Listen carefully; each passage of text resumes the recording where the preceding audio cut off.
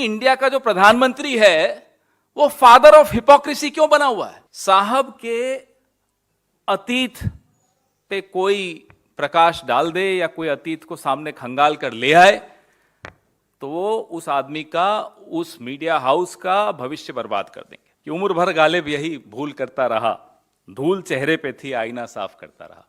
लेकिन यहां मोदी जी तो आईना साफ नहीं करते, तोड़ देते हैं आईना।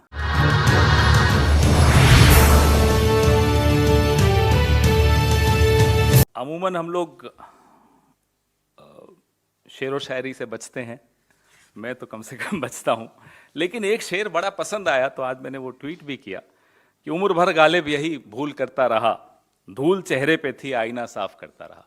लेकिन यहां मोदी जी तो आईना साफ नहीं करते, तोड़ देते हैं आईना। बीबीसी पर कल आपने देखा क्या हुआ, सर्वे हो रहे हैं। हमारे साहब को इतना नहीं मालूम, बीबीसी कोई प्रॉफिट लॉस का रेवेन्यू मॉडल नहीं है। जितने भी सब्सक्राइबर हैं बीबीसी के, वो एक लाइसेंस फीस पोस्ट ऑफिस में जमा कराते हैं। पोस्ट ऑफिस वो लाइसेंस फीस बीबीसी को दे देता है और उससे तनख्वाहें चलती हैं। कोई प्रॉफिट लॉस नहीं होता उसमें। इनकम टैक्स डिपार्टमेंट भारत का, उसका कोई रोल ही नहीं है। इससे साहब को क्या फर्क पड़ रहा है? उन्हें तथ्यों से कोई मतलब नहीं। साहब के अतीत पे कोई प्रकाश डाल दे या कोई अतीत को सामने खंगाल कर ले आए तो वो उस आदमी का, उस मीडिया हाउस का भविष्य बर्बाद कर देंगे। यह है इनकी असलियत। यही बीबीसी 2014 से पहले तो साहब उसके बारे में भाषण दिया करते थे कि साहब हम तो भरोसा ही बीबीसी पर करते हैं। आज क्या हुआ? तो खुद इतिहास खंगाल खंगाल करके सरनेम पे चले जाएंगे कि गांधी हो या नेहरू हो, और इनकी पार्टी और इनकी विचारधारा हजारों साल पुराना इतिहास सबको याद दिलाती रहेगी। अरे साहब आपके साथ ये बुरा हुआ। 20 साल पुराना इतिहास अगर बीबीसी ने निकाल दिया तो आपको क्या परेशानी हो गई? G20 पे जो हमें रोटेशनल प्रेसिडेंटशिप मिली, चेयरमैनशिप मिल रही है हिंदुस्तान को, सबके लिए गर्व का विषय है। मदर ऑफ डेमोक्रेसी इंडिया, बिल्कुल है मदर ऑफ डेमोक्रेसी इंडिया। लेकिन इंडिया का जो प्रधानमंत्री है वो फादर ऑफ हिपोक्रेसी क्यों बना हुआ है? जब मदर ऑफ डेमोक्रेसी है तो विश्व में आप क्या छवि बना रहे हो? इस तरह से रेड्स डालकर, इस तरह से इनकम टैक्स की टीम भेजकर बीबीसी पर क्या मिल जाएगा आपको? क्या छवि बहुत निखर जाएगी आपकी? आप सबको मालूम होगा, क्योंकि आप सबसे वाबस्ता है, आप से रिलेटेड है ये बात, कि वर्ल्ड प्रेस फ्रीडम इंडेक्स में 2021 में हम 142वें रैंक पर थे, 2022 में हम 150वें रैंक पर चले गए। हमारे पड़ोसी देश हमसे बेहतर हो गए। तो कल जो इन्होंने बीबीसी के साथ किया, आपको क्या लगता है कि हम वर्ल्ड प्रेस फ्रीडम इंडेक्स में और बढ़ जाएंगे? इसमें हमारा रैंकिंग सुधर जाएगी? आज कह रहे हैं साहब विदेशी साजिश हो गई। दैनिक भास्कर ने क्या कर दिया था जब उन पर रेड हुई थी? वो भी विदेशी साजिश थी। न्यूज क्लिक क्या विदेशी साजिश का हिस्सा था? न्यूज लॉन्ड्री क्या विदेशी साजिश का हिस्सा था? पहले एक चैनल पे रेड डालते हैं, फिर उनका दोस्त वो चैनल खरीद लेता है। ये कौन सी साजिश है? ये कौन सा टूल किट है?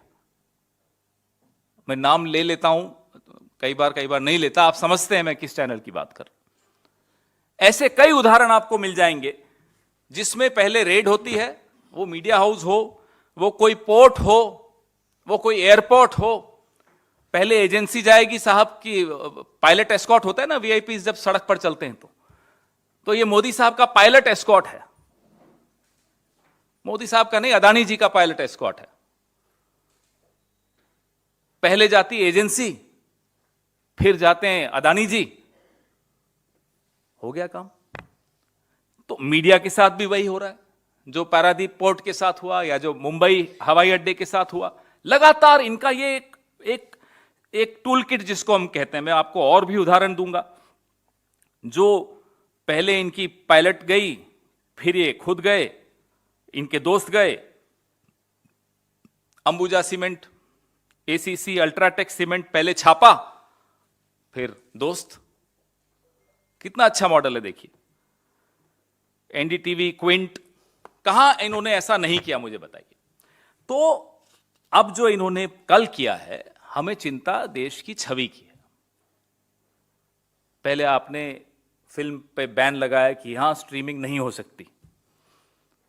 अब पता नहीं हिंडलबर्ग का दिल्ली में ऑफिस है, इंडिया में कहीं है या नहीं, होता तो अब तक एजेंसीज पहुंच चुकी होती। अब पता नहीं कोशिश कर रहे होंगे कैसे उन देशों में जाकर अपनी एजेंसी को भेजें। मुझे लगता है इनको ईडी, सीबीआई, इनकम टैक्स का अब अलग अलग देशों में एक फ्रंटल ऑर्गेनाइजेशन तो इनकी बनी गई है, अलग अलग देशों में इनकी शाखाएं बना देनी चाहिए। जैसे आरएसएस की शाखाएं होती ना, वैसे ईडी की शाखा अमेरिका में, इंग्लैंड में, शायद फिर हिंडलबर्ग जैसे लोगों को भी चुप करा सके। मजाक बना दिया है देश का। He is made a mockery of this country. We are not a banana republic and we'll never be. लेकिन आप जो इस देश में कर रहे हैं, फिलिप कॉटलर अवार्ड न पहले सुना न बाद में सुना, पूरा तंत्र जागृत हो गया, अरे साहब मोदी जी को जय जयकार हो गई, फिलिप कॉटलर अवार्ड मिल गया। तब विदेशी साजिश नहीं होती। ऐसी ऐसी अखबारें जिनका कभी नाम नहीं सुना विदेशों में, कहीं उन्होंने पेज 1 पे छाप दिया कि मोदी जी महान है, तो मोदी जी बस उसी को लेकर पूरे देश में डिबेट्स हो रही होती हैं। विश्व गुरु जो अब तक तो देश के मीडिया को काबू करता था, विदेश के मीडिया पर भी रेड डालता है। विश्व गुरु ऐसे बनते हैं। विश्व गुरु पूरे विश्व के मीडिया पर रेड डालेगा, ऐसा विश्व गुरु हमारा। मजाक बना दिया, हंस रहे हैं लोग हम पर। और दुख होता है कि जब भारत जैसे देश के प्रधानमंत्री की हंसी उड़ती है इस तरह से। अफसोस होता है, भले विपक्ष में हो हम, प्रधानमंत्री प्रधानमंत्री होता है, अपनी हंसी खुद उड़वाए जा रहे हैं।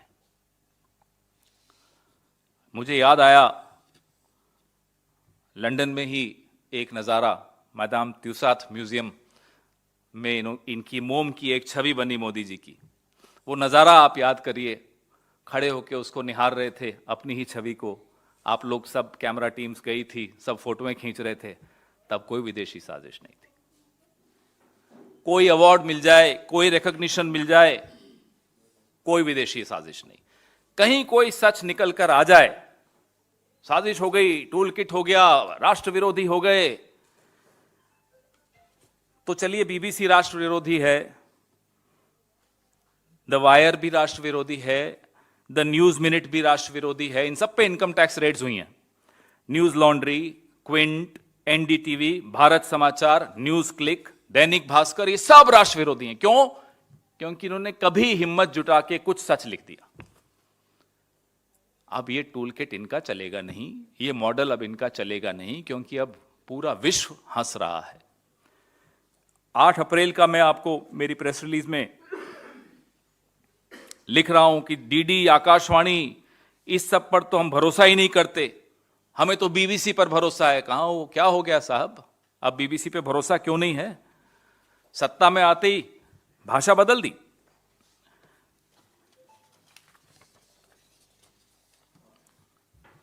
एडिटर्स गिल्ड ने कल एक स्टेटमेंट जारी किया, बीबीसी पर इनकम टैक्स के छापों की निंदा की। कांग्रेस पार्टी उस स्टेटमेंट का समर्थन करती है, स्वागत करती है, और लोकतंत्र के चौथे स्तंभ को जो सत्ता का हथौड़ा बार बार मारा जा रहा है, हम उसका खुलकर, डटकर विरोध करते रहेंगे। स्टार्टअप इंडिया तक तो ठीक है, लेकिन ये शटअप इंडिया तो हम नहीं होने देंगे, और उसमें हम आपका भी सहयोग चाहते हैं, क्योंकि आपकी कलम पर कमल का इतना बड़ा प्रभाव हो, इतना दबाव हो, ये मुझे नहीं लगता आप लोगों को बर्दाश्त करना चाहिए।